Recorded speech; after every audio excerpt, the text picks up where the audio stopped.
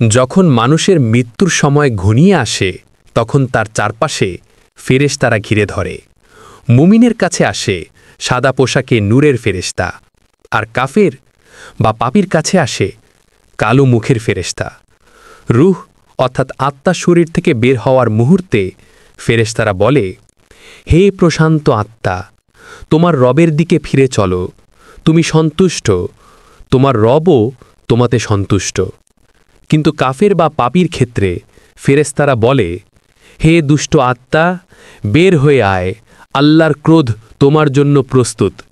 মুমিনের রূহ সহজে বের হয়, যেমন পানির কলসি থেকে ফোঁটা ফোঁটা করে পানি বের হয়, আর কাফেরের রূহ বের হয় কঠিনভাবে, যেন লোহার কাঁটা মাংসের ভেতর দিয়ে টেনে বের করা হচ্ছে। মৃত্যুর পরই ফেরেশতারা রূহ নিয়ে আকাশের দিকে যায়। প্রত্যেক আকাশে ফেরেশতারা বলে, এই পবিত্র আত্মা কার? তখন উত্তর আসে, এটি অমুক সন্তান অমুক, আল্লাহর এক বান্দা। তারপর সেই আত্মাকে উপরে উঠিয়ে নেওয়া হয় যতক্ষণ না সপ্তম আকাশে পৌঁছায়, এবং আল্লাহ বলেন, আমার বান্দার নাম লিখে রাখো জান্নাতের তালিকায়। এরপর রূহকে আবার পৃথিবীতে ফেরত পাঠানো হয়, যেখানে সে তার দেহের কাছে ফিরে আসে। কিন্তু কাফের বা অবাধ্য ব্যক্তির আত্মা উঠতে গেলে আকাশের দরজা বন্ধ করে দেওয়া হয়।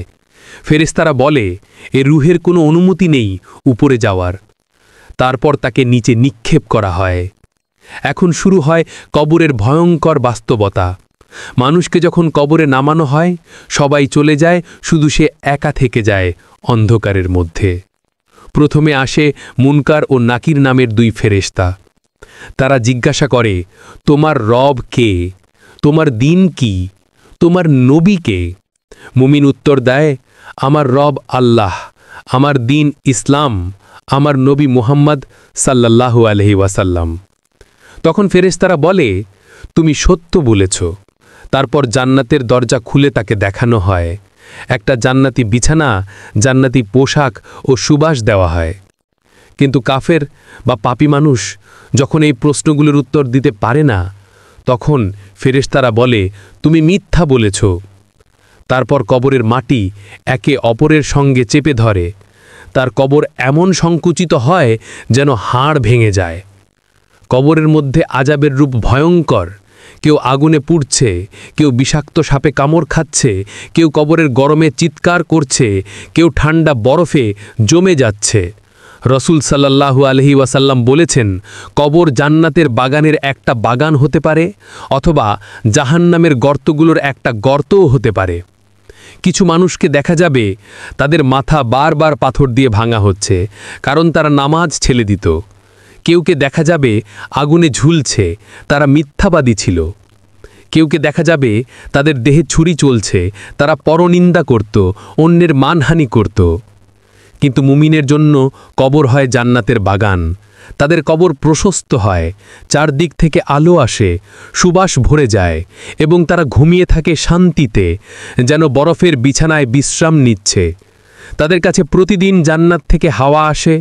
তাদের রূহ জান্নাতের পাখার নিচে অবস্থান করে। রসুল সাল্লাল্লাহু আলাইহি ওয়াসাল্লাম বলেছেন, মুমিনের রূহ জান্নাতের সবুজ পাখার নিচে অবস্থান করে যতক্ষণ না কিয়ামত হয়। এভাবে চলতে থাকে।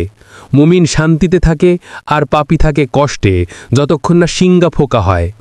তখন সকল আত্মাকে আবার দেহে ফিরিয়ে দেওয়া হবে, এবং সবাই কিয়ামতের ময়দানে উঠবে। নবী, ফেরেশতা, জিন, মানুষ সবাই একত্র হবে। সেদিন কবরগুলো খুলে যাবে, এবং প্রতিটি মানুষ নিজের কর্ম অনুযায়ী পুরস্কার বা শাস্তি পাবে। আজ আমরা যে পৃথিবীতে হাসছি, ভোগ করছি, একদিন এই মুখই নিঃশব্দ হয়ে যাবে।